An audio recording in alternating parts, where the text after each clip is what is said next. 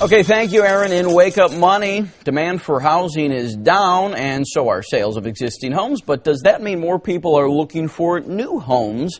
Joining us this morning to answer that question is Joseph Diasano from Keller Williams Realty. Joseph, thanks for taking the time to come in. Absolutely. What kind of trends are you seeing? Are you seeing more people buying new homes instead of existing ones right now? From last year to this year, there have been about 24% that actually bought new homes.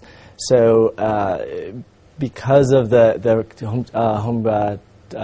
tax credit Right. and the extended credit, there's an ability to buy more house for your money and stuff like that. So it's good. You know, in my neighborhood, I'm seeing that they started to build on lots, and they put up like 6 homes, and then they've got the pipes ready to go for the next ones, but they're just sitting there. Are builders not building as much anymore? Or Yeah, the challenge is to have financing that will extend throughout the lifetime of the project. So some banks are starting to pull financing or requiring more holding costs and stuff like that. So.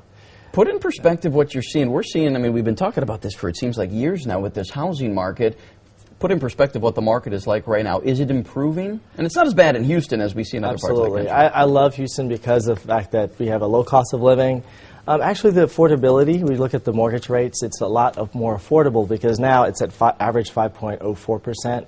But back in like 1971, it's 7.48%. So that means it's your bottom line, your mortgage payment would be about $250 to $300 less now than it was way back then. So you're telling me those, I want to get you on this, those 3.6 mortgage rates that I see advertised, those don't exist. I mean, you can't get a 3. It's what they call a teaser rate, right? They pull you in so you make the phone call. And then, hey, it's 5 something. There you go. What advice would you give people if they're looking to sell their home now? Is it a good time to do it now, or you want to wait? Absolutely. There's 3 things that affect that. One, obviously, is the mortgage rate. Number 2 is affordability. The affordability now these days, which is like a percentage of your net income, is 15%. Back in 1971 and 1981, it was about 36%. And the third thing, there's a lot of buyers that are pickier, so you got to be real careful on how you present your home. Make sure you stage it, make sure you declutter it, make sure you do all the things that get that property to be differentiated in the mind of the buyer. So it's a good time to sell. Absolutely. Good time. Really, I thought it would be. And I told you in the break, my neighbor had sold his house on the market for 9 months. Bought it for $200,000, sold it for $197,000 5 years later, which is something we have never seen in the housing market where prices actually drop. Right. Do you see that? People losing money in that? Yeah, I've represented a couple sellers that had that situation. Typically, the rule of thumb is you never sell less than 5 to 7 years from the time you've purchased. And the reason for that is the appreciation hasn't come up enough to cover your cost for selling.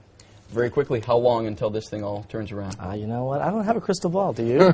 I don't. I wanted to get your professional guess. No. Not going to go there. Joseph Diasano from Keller Williams. Appreciate your time.